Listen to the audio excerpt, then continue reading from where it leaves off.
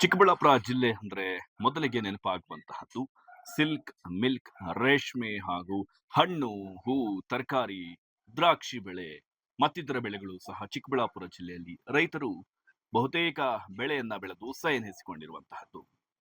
ಇನ್ನು ಬಂಗಾರದ ಬೆಲೆ ಜಾಸ್ತಿ ಆಗ್ತಾ ಇದ್ದಂತೆ ಕಳ್ಳರ ಕಾಟವೂ ಸಹ ಜಾಸ್ತಿ ಆಗ್ತಾ ಇತ್ತು. ಆದ್ರೆ ಈಗ ದ್ರಾಕ್ಷಿ ಬೆಳೆಗೆ ಬಂಪರ್ ಬೆಲೆ ಸಿಗ್ತಾ ಇದ್ದ ಬೆನ್ನಲ್ಲೇ ಕಳ್ಳರು ದ್ರಾಕ್ಷಿಯನ್ನೇ ಕದ್ದು ಎಸ್ಕೇಪ್ ಆಗಿರುವಂತಹ ಘಟನೆಗಳು ಸಾಕಷ್ಟು ರೀತಿಯಾಗಿ ಬೆಳಕಿಗೆ ಬರ್ತಾ ಇರುವಂತಹದ್ದು.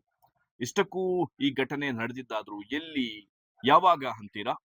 ಸೊ ಸಂಕ್ಷಿಪ್ತ ಮಾಹಿತಿಯನ್ನ ಈ ವಿಡಿಯೋ ಮುಖಾಂತರ ತಿಳಿಸುವಂತ ಪ್ರಯತ್ನವನ್ನ ಮಾಡ್ತೇನೆ. ಇದಕ್ಕೂ ಮುನ್ನ News18 ಡಿಜಿಟಲ್ ಆಪ್ ನಲ್ಲಿಯೂ ಲಭ್ಯವಿದೆ. ಜೊತೆಗೆ ಯೂಟ್ಯೂಬ್, ಫೇಸ್ಬುಕ್, ಇನ್ಸ್ಟಾಗ್ರಾಮ್ ನಲ್ಲಿಯೂ ಲಭ್ಯವಿರುವುದರಿಂದ ಪ್ರತಿಯೊಬ್ಬರು ಲೈಕ್ ಮಾಡಿ, ಸಬ್ಸ್ಕ್ರೈಬ್ ಮಾಡಿ, ಪ್ರೋತ್ಸಾಹಿಸಿ. ನಿಮ್ಮ ಬೆಂಬಲ ನಮ್ಮ ಮೇಲೆ ಸದಾ ಇರಲಿ. ನಾನು ದತ್ತಾತ್ರೇಯ, ಚಿಕ್ಕಬಳ್ಳಾಪುರ ಪ್ರತಿನಿಧಿ. ಹೌದು, ಬಂಗಾರದ ಬೆಲೆ ಜಾಸ್ತಿ ಆಗ್ತಾ ಇದ್ದಂತೆ ಕಳ್ಳರ ಕಾಟವೂ ಸಹ ಜಾಸ್ತಿ ಆಗ್ತಾ ಇತ್ತು.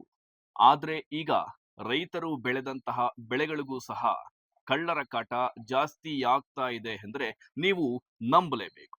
ಹೌದು, ಸಾಮಾನ್ಯವಾಗಿ ಬೋರ್ವೆಲ್ಗಳ ಬಳಿ ಕೇಬಲ್ಗಳನ್ನ, ಮೋಟಾರ್ಗಳನ್ನ ಕದ್ದು ಎಸ್ಕೇಪ್ ಆಗ್ತಾ ಇದ್ದಂತಹ ಕಳ್ಳರು ಈಗ ರೈತರು ಬೆಳೆದಿದ್ದಂತಹ ಬೆಳೆಗಳನ್ನು ಸಹ ಕದ್ದು ಎಸ್ಕೇಪ್ ಆಗಿದ್ದಾರೆ. ಚಿಕ್ಕಬಳ್ಳಾಪುರ ತಾಲೂಕಿನ ಕೊಳವನಹಳ್ಳಿ ಗ್ರಾಮದ ರೈತನಿಗೆ ಸೇರಿದಂತಹ ರೆಡ್ ಗ್ಲೋಬ್ ದ್ರಾಕ್ಷಿಯನ್ನ ಸುಮಾರು 150ರಿಂದ 200 ಕೆಜಿಯಷ್ಟು ದ್ರಾಕ್ಷಿ ಬೆಳೆಯನ್ನ ರೈತರು ಬೆಳೆದಿರುವಂತಹ ದ್ರಾಕ್ಷಿಯನ್ನ ರಾತ್ರಿ ವೇಳೆ ಕಳ್ಳರು ಎಂಟ್ರಿ ಕೊಟ್ಟಿದ್ದು ಕಟಾವು ಮಾಡಿಕೊಂಡು ಎಸ್ಕೇಪ್ ಆಗಿದ್ದಾರೆ. ಇನ್ನು ಈ ಬಾರಿ ದ್ರಾಕ್ಷಿ ಬೆಳೆಗೆ ಬಂಪರ್ ಬೆಲೆ ಸಿಕ್ಕಿರುವಂತಹದ್ದು. 150ರಿಂದ 200 ರೂಪಾಯಿವರೆಗೂ ಸಹ ಮಾರುಕಟ್ಟೆಯಲ್ಲಿ ಮಾರಾಟವಾಗ್ತಾ ಇರುವ ಹಿನ್ನೆಲೆ ಬಹಳಷ್ಟು ಆದಾಯದ ನಿರೀಕ್ಷೆಯಲ್ಲಿದ್ದಂತಹ ರೈತರಿಗೆ ಕಳ್ಳರು ಇದೆಲ್ಲನ್ನೂ ಸಹ ಹುಸಿಗೊಳಿಸಿದ್ದಾರೆ. ಸಾಮಾನ್ಯವಾಗಿ ರೈತರು ಪೆನ್ಸಿಲ್ಗಳನ್ನು ಸಹ ತಮ್ಮ ತೋಟಕ್ಕೆ ಅಳವಡಿಸಿಕೊಂಡಿರ್ತಾರೆ. ಇದನ್ನೆಲ್ಲವನ್ನೂ ಸಹ ಲೆಕ್ಕಿಸದೆ ತಮ್ಮ ಕೈ ಚಳಕವನ್ನ ತೋರುತ್ತಿದ್ದಾರೆ ಅಂದ್ರೆ ಇದು ಒಂದು ಸಹ ಸಾಕ್ಷಿ ಎನ್ಬೋದು. ಯಾಕೆಂದ್ರೆ ಗ್ರಾಮದ ರೈತ ಬಸವರಾಜ್ ಎಂಬುವರು ಸಾಲವನ್ನ ಮಾಡಿ 2 ಎಕರೆ ಪ್ರದೇಶದಲ್ಲಿ ರೆಡ್ ಗ್ಲೋಬ್ ದ್ರಾಕ್ಷಿಯನ್ನ ಬೆಳೆದಿದ್ರು. ಇನ್ನು ವಿಶೇಷವಾಗಿ ರೆಡ್ ಗ್ಲೋಬ್ ದ್ರಾಕ್ಷಿಯನ್ನ ನಮ್ಮ ರಾಜ್ಯದಲ್ಲಿ ಅಷ್ಟೇ ಅಲ್ಲದೆ ನೆರ ರಾಜ್ಯಗಳಿಗೂ ಸೇರಿದಂತೆ ವಿದೇಶಗಳಿಗೂ ಸಹ ರಫ್ತಾಗುತ್ತೆ. ಸೊ ಆದ್ರಿಂದ ಇದಕ್ಕೆ ಬಹುತೇಕ ಬಹಳಷ್ಟು ರೀತಿಯಾದಂತಹ ಬೇಡಿಕೆ ಸಹ ಇರುವಂತಹದ್ದು. ಈ ಹಿನ್ನೆಲೆ ಇದನ್ನೇ ಬಂಡವಾಳ ಮಾಡಿಕೊಂಡಿರುವಂತಹ ಕಳ್ಳರು ರೈತ ಬೆಳೆದಿದ್ದಂತಹ ಸುಮಾರು 150ರಿಂದ 200 ಕೆಜಿಯಷ್ಟು ದ್ರಾಕ್ಷಿಯನ್ನ ಕದ್ದು ಎಸ್ಕೇಪ್ ಆಗಿದ್ದಾರೆ. ಇದು ಸಾಮಾನ್ಯವಾಗಿ ಬೆಳಗ್ಗೆಯಿಂದ ಸಂಜೆಯವರೆಗೂ ಸಹ ದ್ರಾಕ್ಷಿ ಬೆಳೆಗೆ ಬೇಕಾಗಿದ್ದಂತಹ ನೀರಾವರಿ ಸೌಲಭ್ಯ, ಔಷಧಿಗಳನ್ನ ಸಿಂಪಡಣೆ ಮಾಡಿ ರೈತರು ಇನ್ನೇನು ಬೆಳೆದಿರುವಂತಹ ಬೆಳೆ ತಮ್ಮ ಕೈ ಸೇರುತ್ತೆ ಎಂಬುವಷ್ಟರಲ್ಲಿ ತಾವು ಬೆಳೆದಂತಹ ಬೆಳೆ ಕೈ ಸೇರಿದೆ ಅಂದ್ರೆ ಬಾಯಿಗೆ ಬಾರದಂತೆ ಕಳ್ಳರು ಕದ್ದು ಎಸ್ಕೇಪ್ ಆಗಿದ್ದಾರೆ. ಸರಿಸುಮಾರು 3 ಲಕ್ಷ ಬೆಲೆ ಬಾಳುವ ರೆಡ್ ಗ್ಲೋಬ್ ದ್ರಾಕ್ಷಿಯನ್ನ ಕದ್ದು ರೈತರು ಈಗ ಎಸ್ಕೇಪ್ ಆಗಿರುವಂತಹದ್ದು. ಇನ್ನು ರಾತ್ರಿ ನಡೆದಂತಹ ಘಟನೆ ಬೆನ್ನಲ್ಲೇ ಮುಂಜಾನೆ ಎಂದಿನಂತೆ ರೈತ ತಮ್ಮ ತೋಟಕ್ಕೆ ಭೇಟಿ ಕೊಟ್ಟಾಗ ಸಾಮಾನ್ಯವಾಗಿ ತಾವು ಬೆಳೆದಂತಹ ಬೆಳೆ ಯಾವ ರೀತಿ ಇದೆ, ಎಷ್ಟಿದೆ ಎಂಬುದು ರೈತರಿಗೆ ಅಂದಾಜಿರುತ್ತೆ.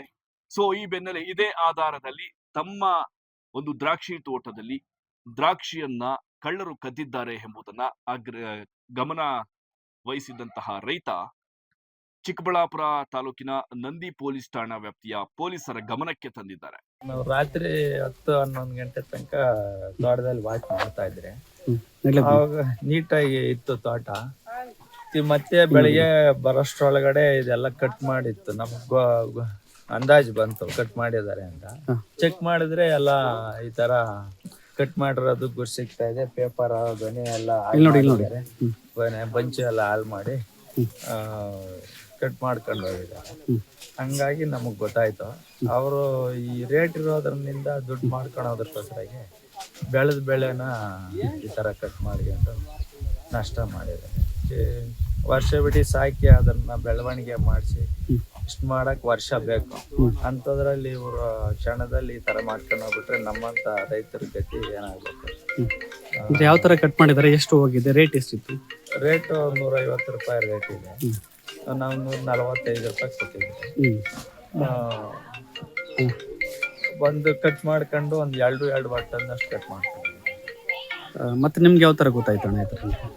ಅದೇ ಈ ನಾವು ಬೆಳಗಿನ ಜಾವ ಬರೋಷ್ಟೊಳಗಡೆ ಇಲ್ಲಿ ಕಟ್ ಮಾಡಿದ್ದು ಗೊತ್ತಾಯ್ತು. ಆಮೇಲೆ ಚೆಕ್ ಮಾಡಿದ್ರೆ ಆ ಕಡೆಯಿಂದ ಕೆರೆ ಕಡೆಯಿಂದ ಗಾಡಿನೂ ಬಂದಿದೆ, ಯಾವ್ದೋ ಚಕ್ರಗಳಿಗೆ ಜಾಡು ಬಿದ್ದಿದೆ, ಅಲ್ಲೆಲ್ಲ ಹಣ್ಣು ಬೀಳಾಕಿದ್ದಾರೆ. ಹಂಗಾಗಿ ನಮ್ಗೆ ಗೊತ್ತಾಯ್ತು. ಅಂದಾಜು ಎಷ್ಟು ಹೋಗಿದೆ ಅಂತ ಅಣ್ಣ? ಒಂದು ಎರಡು ಬಟ್ಟನ್ನಷ್ಟು ಕಟ್ ಮಾಡಿ. ನೀವ್ ಯಾವ ತರ ಇದು ಕಷ್ಟಪಟ್ಟಿದ್ರಿ ಬೆಳೆಯೋದಕ್ಕೆ ಬೆಳೆಗೆ? ತುಂಬಾನೇ ಕಷ್ಟ ಬಿದ್ದು ಬಂಡವಾಳ ಹಾಕಿ ಎಲ್ಲ ಮಾಡಿ ಸಾಲ ಮಾಡಿ ಬಂಡವಾಳ ಹಾಕಿ ಬೆಳೆದಿದೆ. ವರ್ಷದ ಬೆಳೆ ಇದು. ಈ ತರ 11 ವರ್ಷದಲ್ಲಿ ಇದೇ ಬೆಳೆನೆ ನಮ್ಗೆ ತುಂಬಾ ಚೆನ್ನಾಗಿ ಬೆಳೆ ಸಿಕ್ಕಿದೆ. ಅಂದಾಜು ಎಷ್ಟು ಲಾಸ್ ಆಗಿದೆ ಅಂತ? ಒಂದು 3 ರಿಂದ 3.5 ಲಕ್ಷ ಲಾಸ್ ಆಗಿದೆ. ನೀವು ರಾತ್ರಿ ಹೊತ್ತು ವಿಸಿಟ್ ಇದಕ್ಕೆ ಬರ್ತೀರಿ ಸರ್, ಅದೇ ಕೆಲ್ಸಕ್ಕೆ. ಎಲ್ಲಿ ನಾವು ಎಂದೂ ಈ ತರ ಆಗಿಲ್ಲಲ್ಲ, ಯಾವ ತೋಟದಲ್ಲಿ ಎಲ್ಲಿ ಈ ತರ ಆಗ್ತಾ ಇರ್ಲಿಲ್ಲ. ಇದೇ ಫಸ್ಟ್ ಈ ತರ ಆಗಿರೋದು. ಸದ್ಯ ಸ್ಥಳಕ್ಕೆ ನಂದಿಗಿರಿಧಾಮದ ಪೊಲೀಸರು ಭೇಟಿ ಕೊಟ್ಟು ಪರಿಶೀಲನೆಯನ್ನು ಸಹ ನಡೆಸಿದ್ದು, ಆದಷ್ಟು ಬೇಗ ಆ ರೈತರು ಬೆಳೆದಿರುವಂತಹ ಫಸಲನ್ನ ಕಳ್ಳತನ ಮಾಡಿದಂತಹ ಕದೀಮರನ್ನ ಬೆನ್ನಟ್ಟಿ ಕಾನೂನಿನ ಪ್ರಕಾರ ಶಿಕ್ಷೆ ಕೊಡಿಸುವುದಾಗಿ ಭರವಸೆಯನ್ನ ಕೊಟ್ಟಿದ್ದಾರೆ. ಒಟ್ನಲ್ಲಿ ಮೈ ಮೇಲೆ ಇರುವಂತಹ ಬಂಗಾರಕ್ಕೆ ಬಹಳಷ್ಟು ರೀತಿಯಾದಂತಹ ಕಾವಲು ಇರಬೇಕು. ಆದ್ರೆ ಈಗ ರೈತರು ಬೆಳೀತಾ ಇರುವಂತಹ ತಿನ್ನುವ ಪದಾರ್ಥಗಳಿಗೂ ಸಹ ಹಗಲು ರಾತ್ರಿ ಕಾವಲು ಇರಬೇಕಾ ಎಂಬ ಪ್ರಶ್ನೆ ಈಗ ಜನಸಾಮಾನ್ಯರಲ್ಲಿ ಹುಟ್ಟಿರುವಂತಹದ್ದು. ಇದೇ ಇವತ್ತಿನ ನ್ಯೂಸ್ 18 ಡಿಜಿಟಲ್ ಕಂಟೆಂಟ್ನ ವಿಶೇಷ. ನಾನು ದತ್ತಾತ್ರೇಯ, ಚಿಕ್ಕಬಳ್ಳಾಪುರ ಪ್ರತಿನಿಧಿ. ನಿರ್ಭೀತ, ನಿಷ್ಪಕ್ಷಪಾತ, ವಿಶ್ವಾಸಾರ್ಹ ಸುದ್ದಿಗಳಿಗೆ ಮತ್ತೊಂದು ಹೆಸರಾಗಿರುವಂತ ನ್ಯೂಸ್ 18 ಕನ್ನಡ ಈಗ ಆಪ್ನಲ್ಲೂ ಲಭ್ಯವಿದೆ. ದಯವಿಟ್ಟು ಇಲ್ಲಿರುವ QR ಕೋಡ್ ಅನ್ನ ಸ್ಕ್ಯಾನ್ ಮಾಡಿಕೊಂಡು ಆಪ್ ಅನ್ನ ಡೌನ್ಲೋಡ್ ಮಾಡೋದಕ್ಕೆ ಮರಿಬೇಡಿ. ನಿಮ್ಮ ಬೆಂಬಲ ಹೀಗೆ ಸದಾ ನಮ್ಮೊಂದಿಗಿರಲಿ. ಧನ್ಯವಾದ.